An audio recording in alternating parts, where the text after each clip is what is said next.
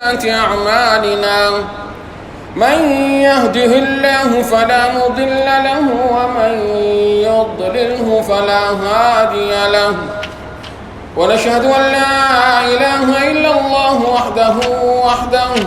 وحده لا شريك له ونشهد أن سيدنا وسندنا ومولانا محمدا عبده ورسوله فقد قال الله تبارك وتعالى في كلامه المجيد والفرقان الحميد أعوذ بالله من الشيطان الرجيم بسم الله الرحمن الرحيم ألم تر أن الله يعلم ما في السماوات وما في الأرض ما يكون من نجوى ثلاثة إلا رابعهم ولا خمسة إلا سادسهم ولا أدنى من ذلك ولا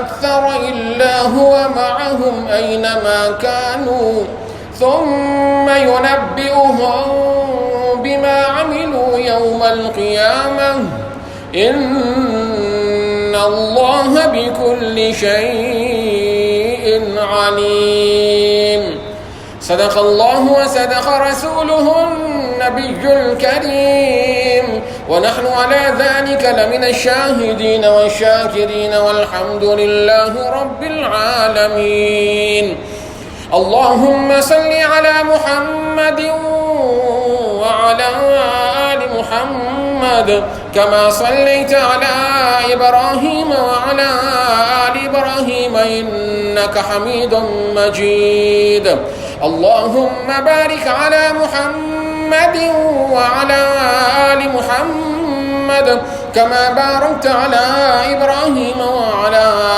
آل إبراهيم إنك حميد مجيد وقالوا أصحاب محمد صلى الله عليه وسلم نحن الذين بايعوا محمدا على الجهاد ما بقينا أبدا مولاي صل وسلم دائما أبدا على حبيبك خير الخلق كلهم. قابل صد احترام بھائیو بزرگوں دوستوں، آپ کے سامنے سورہ مجادلہ کی آیت نمبر 7 تلاوت کی ہے 28 پارے سے. الم تر ان اللہ یعلم ما فی السماوات وما فی الارض، اے مخاطب کیا تو نے نہیں دیکھا کہ بے شک اللہ جانتا ہے جو کچھ آسمانوں میں ہے اور جو کچھ زمینوں میں ہے. ما یکون من نجوى ثلاثۃ،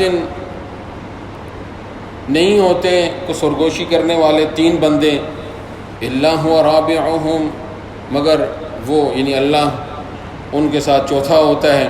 ولا خمسۃ، اور نہیں ہوتے کوئی 5 بندے سرگوشی کرنے والے، الا هو سادسهم، مگر ان کے ساتھ وہ چھٹا ہوتا ہے. ولا ادنى من ذلك ولا اکثر، اس سے کم ہوں اور کوئی اس سے زائد ہوں سرگوشیاں کرنے والے، الا هو معهم، مگر وہ اللہ انہی کے ساتھ ہوتا ہے، اینما کانوا، جہاں کہیں بھی وہ ہوں. ثم ينبئهم بما عملوا یوم القیامہ، پھر وہ یعنی اللہ پھر وہ ان کو بتائے گا جو کچھ انہوں نے عمل کیے قیامت کے دن. ان اللہ بکل شیء علیم، بے شک اللہ ہر چیز کو جاننے والا ہے، بے شک اللہ ہر چیز کو جاننے والا ہے. انسان کی جو نگرانی ہے من جانب اللہ کی طرف سے، وہ انتہائی کڑی نگرانی ہے. یہ اگر نگرانی نہ ہو تو پھر مخلوقات شتر بے مہار کی طرح ہو جائیں. چونکہ مکلف شریعت کا انسان ہے، انسان و جن، تو پھر ان کی نگرانی انتہائی سخت رکھی گئی. اور صرف ایسا نہیں کہ نگرانی کا نظام قائم کیا گیا اور انسان کو بتایا نہیں گیا، بلکہ قرآن و سنت کے اندر صراحت کے ساتھ انسان کو بتا دیا گیا کہ یہ صحیح یہ غلط. پھر فرمایا کہ اس کے اوپر ہمارا جو نگرانی کا نظام ہے انتہائی کڑا ہے. سخت ترین نگرانی کا نظام ہے، وہ سارے نظام کی وضاحت کر دی گئی ہے، تفصیل کے ساتھ وضاحت کی گئی ہے اس کی، اور پھر اختیار دے دیا گیا اب تیری مرضی ہے، سیدھے راستے پر چل یا الٹے راستے پر چل، کیونکہ ایسا نہیں ہو سکتا کہ تو سیدھے راستے پر چلے اور تیرا صحیح کام جو ہے وہ ہمارے علم میں نہ ہو، اور تو برے راستے پر چلے تیرا برا کام ہمارے علم میں نہ ہو۔ پوری طرح سے مکمل طور پر ہر چیز ہمارے علم میں ہے، اس کے مطابق ہم سلوک بھی کریں گے۔ انسان کو انتہائی سخت نگرانیوں کے اندر رکھا گیا ہے۔ انسان کے زندگی کے یعنی شب و روز 24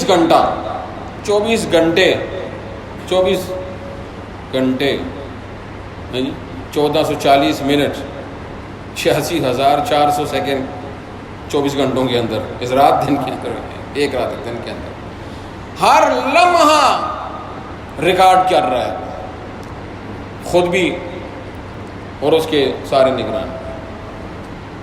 انسان کے اوپر نگران اول مکمل طور پر نگرانی کرنے والا خود اللہ ہے، جیسے یہ آیت سورہ مجادلہ کی آپ کے سامنے تلاوت کی، فرماتا ہے کہ میں تمہارے ہر چیز کو دیکھ رہا ہوں، نوٹ کر رہا ہوں، تم کہیں بھی کیوں نہ ہو میری نگرانی سے کسی طور پر باہر نہیں ہو۔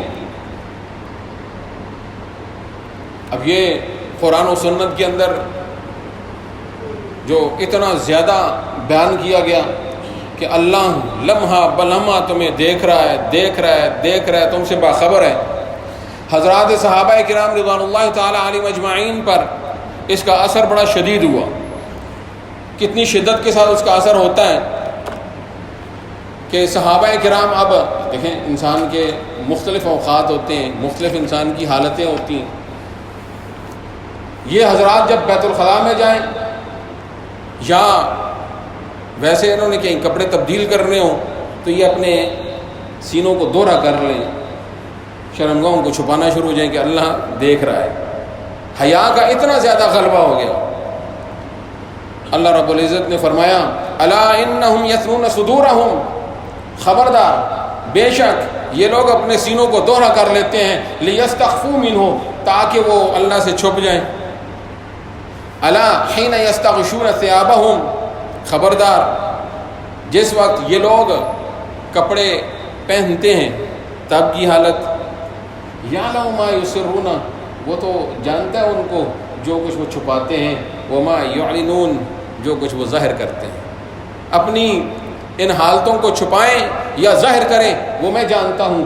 یہ بتلا دیا کہ تم اپنے آپ کو کپڑے پہننے کی حالت میں ریلیکس فیل کرتے ہو نا، تو تب بھی تو وہ کپڑے تم لوگوں کی نگاہوں کے سامنے ہیں، میرے سامنے تو ان کپڑوں کی حیثیت نہیں ہے نا، تمہارا بدن میں ان کپڑوں کی وجہ سے میرے سے اوجھل تو نہیں ہے، میں تو تب بھی تمہیں دیکھ رہا ہوں، تو اس لیے ان حالتوں کے اندر اپنے آپ کو تکلیف کے اندر نہ ڈال۔ ایسا غلط بتلا دیا۔ ما یکون من نجوا ثلاثۃ، کہیں کو 3 بندے بیٹھے سرگوشیاں کر رہے ہیں، مشورے ہو رہے ہیں، کسی کے قتل کا مشورہ ہو رہا ہے، کسی کو کوئی نقصان پہنچانے کا مشورہ ہو رہا ہے، کہیں چوری ڈاکہ ڈالنے کا مشورہ ہو رہا ہے، کہیں کرپشن کرنے کا کوئی مشورہ ہو رہا ہے، مقتدر حلقے کہیں بیٹھے ہوئے ہیں، بیٹھ کر وہ کسی کو ذلیل کرنے کے مشورے کر رہے ہیں، کسی کو عزتیں دینے کا مشورے کر رہے ہیں، کسی کو اقتدار دینے کے مشورے کر رہے ہیں، کسی سے اقتدار چھیننے کے مشورے کر رہے ہیں، کہیں وہ یہ مشورے کر رہے ہیں کہ آج اس کرنسی کو اٹھاؤ اوپر لے جاؤ، کہ مشورے کر رہے ہیں آج اس کرنسی کو اٹھا کے نیچے پھینک دو، جو بھی مشورے کر رہے ہو تم لوگ۔ فرمایا ما یکون من نجوا ثلاثۃ، کہیں 3 بندے بیٹھے مشورہ کر رہے ہیں، سرگوشیاں کر رہے ہیں، الا هو رابعهم، فرمایا یہ ذہن میں رکھنا میں تمہارے پاس موجود ہوں، کم زیادہ کہیں بھی ہو میں تمہارے پاس موجود ہوں، میں حاضر و ناظر ہوں، موجود بھی ہوں، تمہیں دیکھ بھی رہا ہوں، تمہیں سن بھی رہا ہوں کہ تم کیا حرکتیں کر رہے ہو، لہٰذا ذرا سوچ سمجھ کے کوئی مشورہ کرنا، زبان ہلانا تو سوچ سمجھ کر ہلانا، میں پوری طرح تمہارے پاس موجود، تمہاری ہر حرکت و سکون کو نوٹ بھی کر رہا ہوں، دیکھ رہا ہوں۔ غور سے. جب یہ چیز انسان کے علم میں آ جائے، میں کچھ بھی کر رہا ہوں، چاہے جلوت کے اندر ہوں یا خلوت کے اندر ہوں، تنہائیوں میں ہوں یا لوگوں کے درمیان کہیں موجود ہوں، کچھ بھی کر رہا ہوں، میرا ہر لمحہ وہ مالک دیکھ رہا ہے. جب یہ چیز ذہن میں آ جائے گی تو پھر اس سے صادر ہونے والے اعمال کچھ نہ کچھ کسی نہ کسی درجے میں بہتر ہونا شروع ہو جائیں گے. اس چیز کا استحضار رکھنا انتہائی ضروری ہے کہ میرا مالک مجھے دیکھ رہا ہے. تو یہ ایسی بات نہیں ہے کہ جس سے کسی بھی لمحے کچھ کوتاہی کا اندیشہ ہو کہ مالک ہو سکتا ہے کسی وقت اس کی یہ نگرانی میں کمزوری آ جائے. وہ کہتا ہے لا تأخذہ سنۃ ولا نوم، اسے نہ نیند آتی ہے نہ اونگ آتی ہے، یعنی غفلت کا کوئی لمحہ اس پر آتا ہی نہیں ہے. وہ کیسے اس پر غفلت کا لمحہ آ ہی نہیں سکتا، جس کی وجہ سے وہ حی بھی ہے قیوم بھی ہے، حیات بھی وہی دیتا ہے. جب تک جس کو قائم رکھنا ہے قائم بھی اسی نے رکھا ہوا ہے. ہر انسان کا، ہر مخلوق کا، ہر فرد کا قائم رہنے کا ایک وقت مقرر ہے، پھر اس کی موت ہے. پھر اس پورے جہان، اس کائنات کے بھی موجود ہونے کا ایک وقت ہے، وہ طے شدہ ہے. میرے آپ کے سامنے تو سورج چڑھا سورج ڈوب گیا، بس یہی کچھ ہے. یہاں نظام عالم کیسا نظام، جو نظام وہی چلا رہا ہے، اسی کی زیر نگرانی وہ سارا نظام چل رہا ہے، وہی نظام کو چلا رہا ہے. جو ایک تصرف ہو رہا ہے، پتا ہلتا اس کی مرضی سے ہے، گرتا اس کی مرضی سے ہے، درخت پر قائم رہتا ہے تو اس کی مرضی سے رہتا ہے. میرے آپ کے سامنے تو یہی درخت ہے، لیکن یہ آسمانی نظام، زمینی نظام، زمین کے اندر کیا کچھ ہے، زمین کے اندر کیا کچھ ہے، سارے نظاموں کی دیکھ بھال کرنے والا، نگرانی کرنے والا وہ، چلانے والا بھی وہی. وہ کسی لمحے بے خبر نہیں رہ سکتا. یہ آسمان دنیا، جس آسمان دنیا کے اندر اربوں کہکشائیں، ایک کہکشاں اتنی بڑی جس کی وسعتوں کا صحیح اندازہ نہیں لگا سکتے، ایکوریٹ وہ نہیں، ایسا نہیں ہو سکتا، بس اندازہ ہے. ایک کہکشاں جس کے اندر ہماری زمین موجود ہے، 1,00,000 نوری سال کے مسافت پر، مسافت فاصلہ 1,00,000 نوری سال. ایک نوری سال وہ کتنا بڑا ہوتا ہے؟ ایک نوری سال یہ مسافت کے اعتبار سے ہوتا ہے 9.5 کھرب کلومیٹر. ایک نوری سال 9.5 کھرب کلومیٹر. وہ اس کو ذرا تھوڑا سا وضاحت کر دیں. ایک سیارہ ہو بنایا جائے جو 3,00,000 کلومیٹر پر سیکنڈ کے اعتبار سے بھاگنا شروع کر دے، اور پورا سال وہ بھاگتا رہے 3,00,000 kilometre per second, total second جو ہے جی اس کے حساب سے اس کو دے لے ذرا، وہ تو 1 نوری سال بنتا ہے. تو 1,00,000 نوری سال کی مسافت جتنا ایک ہماری جو ہے نا یہ گلیکسی، تو اربوں گلیکسیاں. اس گلیکسی کے اندر جو ہے نا وہ کروڑوں پلینٹ ہے جو اس زمین سے کروڑوں گنا بڑے. اس سارے ان سب کے اندر کچھ نہ کچھ تو ہے، مخلوقات تو ہیں، ان کا نظام، ہر فرد کا نظام، پھر کروڑوں گلیکسیاں، اربوں گلیکسیاں. یہ تو یہ آسمان، پھر اوپر والا آسمان، نیچے والا آسمان، آسمان دنیا اوپر والے آسمان کے مقابلے میں ایسا ہے جیسے بہت بڑے گراؤنڈ کے اندر ایک چھوٹا سا فٹ بال پڑا ہوا ہو. تو یہ اس آسمان کے مقابلے میں ایک چھوٹے سے فٹ بال کی حیثیت رکھتا ہے، وہ کتنا بڑا ہوگا. اس کے اندر مخلوقات کا کیا عالم، ان سب کے نظاموں کو ترتیب دینے والا، نظام چلانے والا وہ ہے. ہماری تو سوچ ہی، ہماری تو عقل کہاں تک جا سکتی ہے.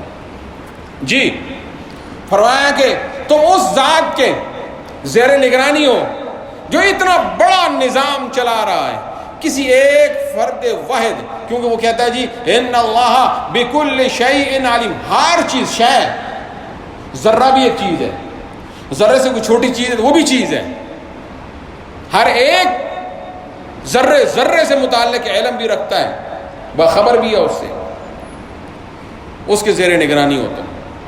جو کسی صورت میں غافل نہیں ہو سکتا۔ لہٰذا تو جب وہ اتنا کچھ جانتا ہے تو پھر بندہ تو ہوا ہی خطا کار، لمحہ لمحہ اس کا خطا میں گزر رہا ہے۔ یہی وجہ ہے کہ آپ صلی اللہ علیہ وسلم نے فرمایا میں دن میں 100 مرتبہ سے زائد استغفار کرتا ہوں، تم بھی استغفار کیا کرو۔ استغفار کے لیے تھوڑا سا وقت تو نکالنا چاہیے۔ جیسے ہم روزانہ ٹیلی ویژن دیکھنے کے لیے وقت نکال لیتے ہیں، اپنی پروگرام دیکھنے کے لیے، اور کچھ نہ ہو تو بس خبریں سننے کے لیے تو وقت نکال لیتے ہیں۔ جو جھوٹ کا پلندہ ہے، سب جھوٹ کا پلندہ، سب جھوٹ پھیلا رہے ہیں، جھوٹی خبریں، 99% جھوٹ اور 1% سچ پڑا ہوتا ہے وہاں پر، وہ اسی پر ان کے کھاتے چل رہے ہیں۔ وہ جھوٹ سننے کے لیے کیوں نہ جو حق ہے، اللہ حق ہے، اس کے سامنے بس صرف یہ ہے کہ وقت مقرر کر کے استغفار کر لیں، یا اللہ معافی چاہتے ہیں۔ کوئی عذر نہیں، ہم عذر پیش نہیں کرتے اپنے گناہ کا کہ ہم سے خطائیں ہو رہی ہیں، گناہ ہو رہے ہیں، یہ عذر ہے، اس کا عذر نہیں، کیونکہ عذر گناہ بدتر از گناہ، کہ گناہ کا عذر پیش کرنا یہ گناہ سے بھی بدتر ہے۔ اس کے سامنے ایک ہی چیز چلتی ہے، بس خطا کار ہیں تو جسے معافی چاہتے ہیں، استغفر اللہ الذی لا الہ الا هو الحی القیوم واتوب الیہ۔ جی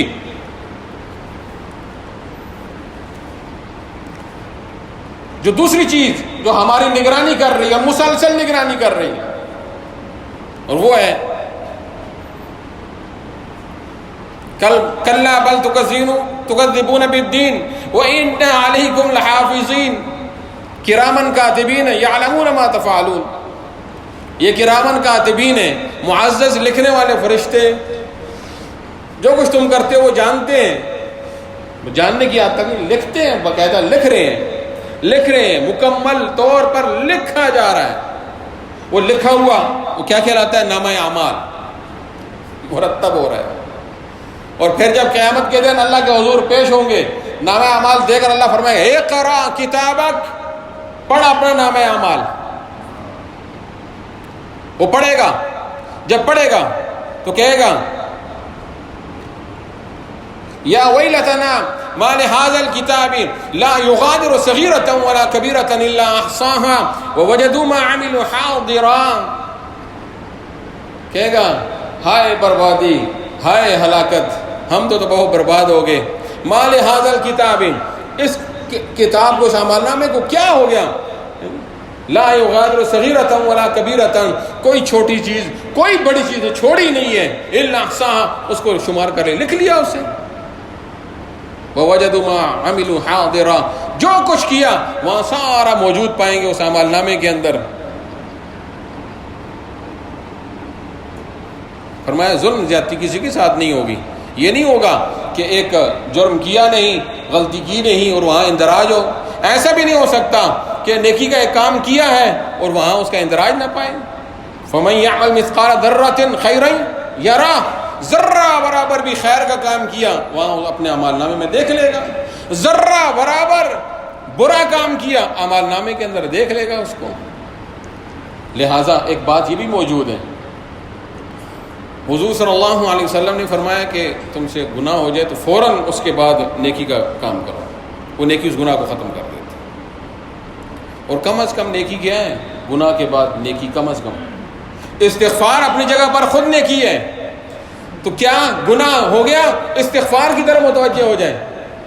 اور یہ بھی ہے کہ جب استغفار کر لیا جائے فوراً، کیونکہ جو کرامن کاتبین ہے، یہ دائیں طرف والا بائیں طرف والے کا امیر ہے، ایک خاص وقت تک اس کو بتاتا ہے لکھنا نہیں ہے ابھی اس کا گناہ، ہو سکتا ہے یہ استغفار کر لے معاف ہو گیا اللہ کے یہاں، اعمال نامے میں درج نہیں کیا جاتا، درج ہی نہیں، فرشتوں کی میموری سے مٹا دیا گیا اعمال نامے۔ لیکن اگر کر لیا ایک گناہ لکھ دیا گیا، اور پھر اس کے بعد بھی کہیں معافی مانگ لی، اللہ کے یہاں معافی قبول ہوگی، اللہ نے معاف کر دیا، حکم ہو جاتا ہے کہ لکھا ہوا بھی مٹا دو، ایسا مٹا دو کہ اب ریکارڈ بھی اس کا نہیں ہونا چاہیے۔ التائب من الذنب کمن لا ذنب لہ، گناہ سے توبہ کرنے والا ایسا ہوتا ہے گویا کہ گناہ کیا ہی نہیں، یعنی کہ اس کا گناہ ہر قسم کی وہ فائلوں سے بھی نکال دیا گیا، فرشتوں کی میموری سے بھی نکال دیا، ختم کر دیا گیا اس کو۔ یہاں تو یہ ہوتا ہے نا، عدالت کے اندر ایک کیس چلا، چلتے چلتے چلتے، ویسے تو ہماری عدالتوں کے اندر کیس چل جائے تو پھر ایک نسل پر چلتا ہے، دوسری نسل، تیسری نسل پر چلتا ہی جاتا ہے، کیونکہ کام یہ بزنس ہے، کاروبار ہے، تو جو بزنس تبھی جو ہے وہ زیادہ اس میں کمائی ہوتی ہے کہ جب ایک معاملہ چلتا رہے، ختم ہو گیا تو کھاتا ختم ہو گیا۔ بڑے لوگوں کے کاروبار اس میں چل رہے ہوتے ہیں تو وہ بزنس ضروری ہے، اس لیے کیس لگا رہنا بھی ضروری ہے۔ اللہ تعالیٰ معاف فرمائے، بچائے ان کھاتوں سے۔ بہرحال یہاں تو ہاں جی ٹھیک ہے جی، آپ کو باعزت بری کیا جاتا ہے کہ آپ اس گناہ کے مرتکب نہیں پائے گے، لیکن کیا ہوتا ہے، فائل مرتب ہو جاتی ہے، وہ فائل وہاں موجود رہتی ہے، 50 سال بعد یہ فائل اٹھاؤ گے تو وہاں موجود ہوگا جی حضرت صاحب کا ایک کیس چلا تھا، وہاں پر باعزت بری ہو گئے، لیکن بہرحال وہ موجود ہے، ریکارڈ موجود ہے۔ یہاں معاملہ کیا ہے کہ استغفار کر لو، نامہ اعمال سے بھی ختم کر دیا گیا، اب کوئی ریکارڈ نہیں اس کا، اللہ کے ہاں ایسے چلے جاؤ۔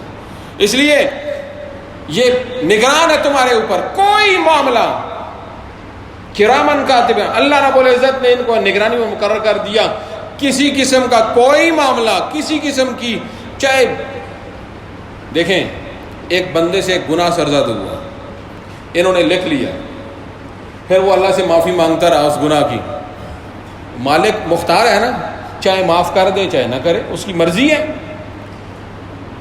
میں ایک مثال دیتا ہوں، اللہ رب العزت ہمیں ایسی آزمائش میں نہ ڈالے، معافی مانگے معاف فرما دے، اس نے تہیہ کر لیا کہ نہیں معاف کرنا یہ گناہ اس کو، اب یہ بندہ کرامن کاتبین دیکھ رہے ہیں، ساری رات سارا دن روتا ہے، اگلی زندگی ساری اس نے رونے میں گزار دی، ان کو بھی ترس آ جائے، یہ کہیں چلے ہم خود ہی ذرا مٹا دیتے ہیں وہاں سے،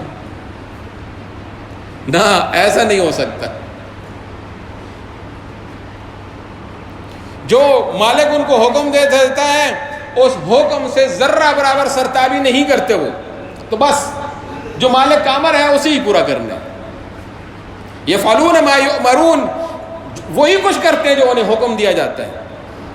واہ، یہ ایسے ہیں کرامن کاتبین، ایسے معزز لکھنے والے ہیں، اور یہ بھی نہیں ہو سکتا کہ تم کوئی ان سے چھپ کر کوئی کام کر لو کسی طور پر بھی، ایسا بھی نہیں ہو سکتا نا، ایسا ان کو ایسا بنایا گیا کہ کچھ بھی کر لے یہ ان کو دغا نہیں دے سکتا۔ تیسرا ایک نگران ہے جو انسان کے اوپر مقرر ہے، اور یہ بڑا خاص ہے، اس کو سمجھنے کی ضرورت ہے، یہ تیسرے نگران کو بڑی سمجھنے کی ضرورت ہے۔ اس کے اوپر ہم سب، مجھ سمیت سب، کوئی بھی اس کے اوپر ہم دھوکہ کھائے ہوئے ہیں، جس کی وجہ سے پوری دنیا کے اندر نعرہ چل پڑا، اور پھر اس نعرے کو ماننے والے، زبانوں سے انکار کرنے والے وہی اس نعرے کو ماننے والے بن گئے، زبان سے اس نعرے کا انکار کرتے ہیں لیکن عملی طور پر اس نعرے کے اندر مبتلا ہو چکے ہیں۔ کیسے؟ وہ نعرہ کیا ہے؟ یہ میرا جسم تو میری مرضی۔ پھر اس نعرے نے دنیا کو اپنی لپیٹ میں لیا، لوگ ہمارا جسم ہماری مرضی، مکمل طور پر ننگ اور دھڑنگ ہو گئے۔ نیچر کو اپنائیں گے، ہم پیدا ننگے ہوئے تھے، رہیں گے بھی ننگے۔ کیسا شیطان نے ان کو جو ہے نا وہ، اللہ تعالیٰ تو باقاعدہ قرآن کے اندر فرماتا ہے، یہ شیطان ایسا بدتمیز ہے، اس گندی چیز نے تمہارے والدین کو ننگا کر کے جنت سے نکلوایا، دیکھنا یہ تمہیں ننگا نہ کر دے۔ وہ کر دیا اس نے دنیا میں ننگا، پھر دنیا کی حکومتیں مجبور ہوئی، انہوں نے قوانین پاس کر لیے کہ مخصوص علاقے بنا دیے کہ اس کے اندر کوئی کپڑے پہن کر آ ہی نہیں سکتا، یہ علاقہ ننگوں کا ہے۔ ان علاقوں کے اندر وہ ننگ دڑا، اور پھر پوری دنیا کے اندر یہ تحریک کو اٹھا دیا گیا کہ میرا جسم میری مرضی۔ مبتلا ہو گئے، دنیا مبتلا ہو گئی۔ اب یہاں بھی وہ جب موسم آتا ہے وہ موسمی کیڑے پتنگے اٹھتے ہیں اور پھر وہ نعرہ لگاتے ہیں میری جسم میری، میرا جسم میری مرضی. کس دھوکے میں مبتلا کر دیے. حالانکہ مالک نے سمجھا دیا عقلاً بھی اس جسم میں تیری مرضی چلتی ہی نہیں ہے. عقل بتاتی ہے کہ اس جسم پر میری مرضی نہیں چلتی. جب عقلاً ایک بات کو سمجھا دیا گیا تو مانتے کیوں نہیں ہے کہ اس بدن پر بھی میری مرضی نہیں چلتی. ابھی پکڑ سکتا ہوں، اچانک حال طاری ہوا، فالج ہو گیا، اب پکڑ تیری مرضی پکڑنا. اب تیری مرضی ہے تو سر بھی نہیں اٹھا سکتا. تو بولنا چاہتا ہے تیری مرضی ہے نا، بول، زبان اپنی مرضی سے ہلا، تیری زبان ہلتی بھی نہیں ہے. اب تیری مرضی ہے تو اٹھ کے کہیں باہر جانا چاہتا ہے، جا ہی نہیں سکتا. چلے سے تھوڑا نیچے آ جاتے ہیں. عمر تھوڑی آگے گئی، ہم بھی بڑا جو ہے وہ گھمنڈ کیا کرتے تھے. اب کہیں باہر نکل جائیں، پاس یہ اینک نہ ہو، کو پڑھنا چاہیں، نہیں یار میں نہیں پڑھ سکتا. چاہتا ہوں پڑھنا چاہتا ہوں لیکن یہ آلہ پاس موجود نہیں، پڑھ نہیں سکتا. مرضی چلا اپنی، اب نہیں چلا سکتا میں اپنی مرضی، میری یہاں مرضی نہیں چلے گی. کچھ اینک اس نمبر، اینک خالی اینک نہیں، اسی نمبر کی اینک مجھے ملے گی تو پڑھ سکتا ہوں، ورنہ نہیں پڑھ سکتا. اب میری مرضی ہے اس میں کہ میری نظر کمزور ہو، میری مرضی نہیں ہے. میں تو چاہتا ہوں کہ میری جو ہے نا وہ 6/6 ہو نظر، لیکن نہیں. تھوڑا آگے جاتا ہوں، پہلے بڑا اچھلا کودا کرتے تھے، اب جو ہے نا وہ سیدھی طرح چل نہیں سکتا ہوں. تھوڑا سا ان بیلنس ہوتا ہوں تو دھڑام سے نیچے آ جاتا ہوں. پھر وہ ہاتھ میں لاٹھی پکڑنی پڑتی ہے. تو میرا جسم میری مرضی تو ہلا اپنی ٹانگوں کو، اب مرضی سے ذرا اکڑ کے چل، لیکن مرضی سے اکڑ کے چل بھی نہیں سکتا. میں سیدھا ہو کر چلنا چاہتا ہوں، لیکن اب گردش دوران ایسی آئی ہے، کمر یوں ہوتی جا رہی ہے، یوں یوں یوں یوں، سیدھا ہو کے چل نہیں سکتا. میرا جسم میری عقلاً اللہ نے سمجھا دیا تیرا جسم ہے، پھر تیری مرضی چلتی کیوں نہیں ہے؟ تو کیوں لوگوں کو گمراہ کرتے ہو؟ میرا جسم میری مرضی. پھر نقلاً سمجھایا، فرمایا جب یہ بات تیری عقل میں آ گئی نا، اب اس کتاب پر آ جا، یہاں میرے کلام پر آ جا، یہاں آ کے سمجھ، تمہیں بتاؤں گا کہ تیری مرضی نہیں چلے گی. اعضاء کو فرما دیا میرا حکم یہ ہے کہ تمہیں میں اس بندے کے تابع کرتا ہوں، تمہیں اس کی تابعداری میں ہو، تمہیں اس کا حکم ماننا پڑے گا، لیکن تم میرے غلام ہو. میرا حکم یہ ہے اس کی ہر حرکت کو نوٹ کرتا جا. ہاتھ تو نوٹ کرتا رہے، تیرے ساتھ کس کس چیز کو پکڑا، کہاں کہاں غلط دستخط کیے، کہاں کہاں غلط انگوٹھے لگائے، کہاں کہاں غلط کسی کی گردن کو دبوچا. تو نوٹ کرتا جا، بس تو وہ کر رہے نوٹ. آنکھ سے کہا نوٹ کرتی رہ، تجھے غلط کہاں کہاں استعمال کرواتا رہا، غلط جگہوں پر نگاہیں کہاں کہاں پڑواتا رہا، کہ کس کس حرام جگہ کو دیکھنے سے منع کیا تھا، ان حرام جگہوں کو دیکھتا رہا. لگا اس پر نگاہیں رکھ. وہ واچ کر رہی ہے، نوٹ کر رہی ہے، پاؤں بھی نوٹ کر رہے ہیں. ایون دین یہ ویسے ایک خاص چیز ہے، اس کو سائنس کو ذرا سوچنا چاہیے. ذرا ہمارے جو سائنٹسٹ ہیں مسلمان ذرا اس پر بھی غور کریں. حدیث میں باقاعدہ آتا ہے یہ بائیں ران نوٹ کر رہی ہے. اس بائیں ران کے نوٹ کرنے کا کیا مطلب ہے؟ ذرا کچھ اس کی سائنسی تحقیق تو ہونی چاہیے. ہے یہ بھی عضو؟ بائیں ران کا تذکرہ آیا، دائیں ران کا تذکرہ نہیں ہے. بائیں ران دائیں ہتھیلی نوٹ کر رہی ہے. کوئی خاص بات ہے اس کے اندر؟ جی اب اللہ کے حضور جب پیش کیے جائیں گے، اللہ کے حضور پیش ہونے کے بعد ہوگا کیا؟ اللہ اکبر. حتی اذا ما جاؤوہا، یہاں تک کہ جب وہ اللہ کے حضور پیش ہوں گے، شہد علیہم سمعہم. اس آیت کو سمجھانے سے پہلے ایک حدیث کو ذرا سمجھ لیں. حضور صلی اللہ علیہ وسلم نے فرمایا، اچانک صحابہ کرام کی محفل، صحابہ کرام حضور صلی اللہ علیہ وسلم کی محفل میں بیٹھے ہوئے ہیں، آپ صلی اللہ علیہ وسلم مسکرانے لگ پڑے. اتنا مسکرائے کہ آپ صلی اللہ علیہ وسلم کے دندان مبارک نظر آنا شروع ہو گئے. صحابہ کرام متعجب ہوئے کہ اچانک معاملہ کیا ہوا کہ حضور صلی اللہ علیہ وسلم مسکرا رہے ہیں اور اتنا زیادہ. حضور صلی اللہ علیہ وسلم نے فرمایا تمہیں معلوم ہے میں کیوں ہنس رہا ہوں؟ عرض کیا اللہ و رسولہ عالم، اللہ اور اس کے رسول ہی بہتر جانتے ہیں جی کیا معاملہ ہے. فرمایا میں بندے کے اس کلام پر ہنس رہا ہوں جو میدان محشر میں اللہ کے حضور ایک کلام کرے گا، اس کلام پر ہنس رہا ہوں. بندہ اللہ کے حضور پیش ہوگا، اس کے خلاف گواہیاں آئیں گی، یا اللہ تو نے خود فرمایا میں بندوں پر ذرہ برابر ظلم نہیں کرتا. فرمایا ہاں میں تو ظلم نہیں کرتا. تو یا اللہ، یہ مسلم شریف کی روایت کا ترجمہ سنا رہا ہوں میں، سیدنا انس رضی اللہ تعالیٰ عنہ سے یہ مروی ہے. یا اللہ میں اپنے خلاف اپنی ذات کے علاوہ کسی اور گناہ کو نہیں، کسی اور گواہ کو نہیں مانتا. میں آپ گواہ، میرے اپنی گواہی میرے خلاف ہوگی تو مان لوں گا ورنہ نہیں مانتا. اللہ تعالیٰ نے فرمایا ٹھیک ہے. زبان پر مور لگا دی، زبان نہیں بول سکتی.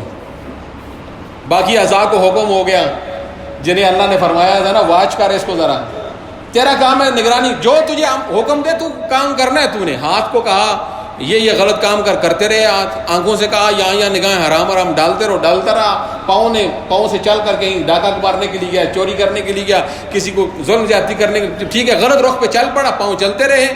ہر چیز ہے جی، زبان حرام ذائقوں پر چلتی رہی تو کان بول پڑیں گے یا اللہ ایسی ایسی گندی چیزیں ہم سے سنتا رہا، ایسی ایسی غلط باتیں، ناجائز باتیں، حرام باتیں سنتا رہا.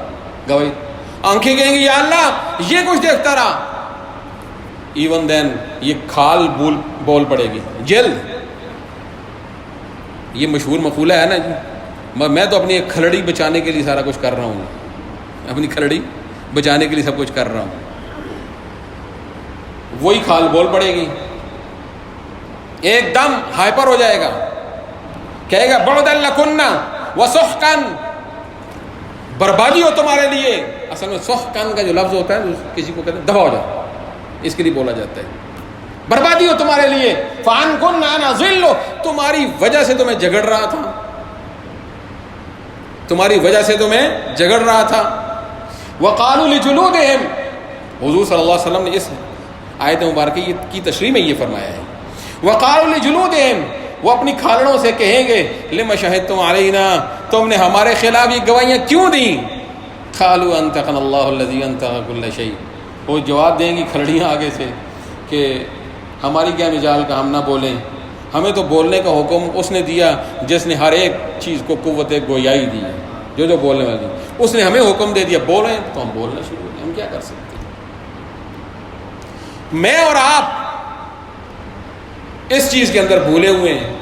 دیکھیں کوئی بھی گناہ کا کام کرتے ہیں کچھ ذہن میں تصور تک آتا ہے، یہ ہاتھ، پاؤں، کان، زبان، آنکھیں سارے جو ہے نا یہ تو ہمارے خلاف گواہ ہیں، یہ ہمارے خلاف اللہ کے حضور پیش ہوں گے، ہم کیا کر سکتے ہیں؟ دینی تو ہے. قرآن سچی کتاب ہے، ہم غفلت میں پڑے ہوئے ہیں. میرا جسم میرا مرضی والو، عقل بھی کہتی ہے جسم پر میری مرضی نہیں چلتی. ایک حد تک اللہ رب العزت نے اختیار دے دیا ہے اور انہیں یہ بھی کہہ دیا ہے تم صرف واچ کرو ان کو. تو یہ میرا جسم میری مرضی نہیں، مرضی اس مالک کی ہے، دیا ہوا اس کا جسم ہے، امانت ہے ہمارے پاس، اور مرضی اس کی ہے، اس کی مرضی کے مطابق استعمال کر لو تو بچت ہے، ورنہ بچت کسی صورت میں نہیں. اسی طرح یہ زمین ہماری نگرانی کر رہی ہے، نگرانی کر رہی ہے زمین ہماری نگرانی. یومئذ تحدث اخبارها بان ربک اوحی لها، قیامت کے دن اللہ تعالیٰ زمین سے کہے گا نا بول ذرا کیا کچھ ہوا تیرے پر، کون کون کیا کرتا رہا. وہ صرف یہ نہیں ہوگا کہ یہ کچھ ہوا میرے اوپر، یہ نہیں، کس کس نے کیا کچھ کیا، فرد فرد کے متعلق ہر فرد اور اس نے کیا کچھ کیا، ساری باتیں بیان کر. ایسی نگران ہے یہ زمین ہمارے، ایسا جاسوسی نظام ہے، ایسا بہترین اعلیٰ کوالٹی کا، اخیر درجے کی اعلیٰ کوالٹی کا جاسوسی نظام ہے، یہ نگرانی کا نظام ہے اللہ تعالیٰ. حضور صلی اللہ علیہ وسلم نے فرمایا، معقل بن یسار رضی اللہ تعالیٰ عنہ سے روایت ہے، حضور صلی اللہ علیہ وسلم نے فرمایا کہ بندہ زمین کے جس حصے پر سجدہ کرتا ہے، توجہ کے ساتھ بات کو سنیے گا ذرا، سجدہ کرتے ہوئے بڑا مزہ آئے گا، یہ حدیث مبارکہ دماغ میں ہوگی نا تو سجدہ کرتے ہوئے بڑا مزہ آئے. جس جس حصے پر سجدہ کرتا ہے وہ حصہ زمین کا اللہ کے حضور گواہی دے گا کہ اس نے میرے اوپر سجدہ کیا تھا. اگر سجدہ اللہ کو کیا تھا تو بھی گواہی دے گا، اگر سجدہ اللہ کے علاوہ کسی اور کو بھی کیا، اللہ کے علاوہ کسی کو سجدہ کرنا تو حلال نہیں ہے نا، ہماری اس شریعت مطہرہ میں جائز ہی نہیں ہے. فرمایا نا اگر ہوتا تو بیوی کو حکم دیتا خاوند کو کرے، اگر ہوتا یعنی ہے ہی نہیں ہے نا، اگر ہوتا تو پھر بیوی کو حکم دیتا وہ خاوند کو کرے. بڑے حقوق ہیں. شکر ہے یہاں خواتین نہیں سن رہے، وہ سن رہی ہوتی تو میرے خلاف باہر کو جلوس نکالنا شروع کر دینا تھا انہوں نے. لیکن بات تو سچ ہے نا، حقیقت ہے. حضور صلی اللہ علیہ وسلم کا فرمان ہے میرے خلاف ہو یا میرے حق میں ہو، ہر دو صورت کے اندر میں غلط کروں گا تو میرے خلاف فرمان آئے گا، میں صحیح کام کروں گا میرے حق میں فرمان آئے گا، مجھے تسلیم کرنا پڑے گا. مسلمان کا کام ہی کیا ہے جی؟ سر تسلیم خم ہے جو مزاج یار میں آ، مسلمان کہتے ہیں اس کو. تو بہرحال سجدہ جائز ہی نہیں. سجدہ اللہ کو کیا یا غیر اللہ کو کیا زمین بتلائے گی. اور فرمایا کہ جب بندہ مر جاتا ہے تو جس جس حصے پر سجدہ کیا تھا زمین پر، وہ زمین کا حصہ پھر روتا ہے اس کے لیے. یہی وجہ ہے آتا ہے نا وہ کہ سنت عمل یہ ہے، مستحب عمل یہ، مستحب عمل یہ ہے کہ عید پڑھنے کے لیے جائیں تو اور رستے سے، واپس آئیں تو پھر اور رستے سے، دوسرے رستے سے، وہ رستہ سارا گواہ بنتا جائے گا. یہ ہے جی. ایسے ہی نماز کے لیے گھر سے آتے ہیں، ایک ایک قدم کے اوپر نیکی ملتی ہے، وہ ایک ایک قدم پر صرف نیکی نہیں ملے گی، وہ ایک ایک قدم گواہی بھی دے گا، جگہ گواہی بھی دے گی نماز پڑھنے کے لیے میرے اوپر چل کے گیا. اللہ عزل کیا جس بھی نیک کام کے لیے میدان عمل میں کفار کے خلاف لڑنے کے لیے گیا، وہ زمین گواہیاں دیتی جائے گی.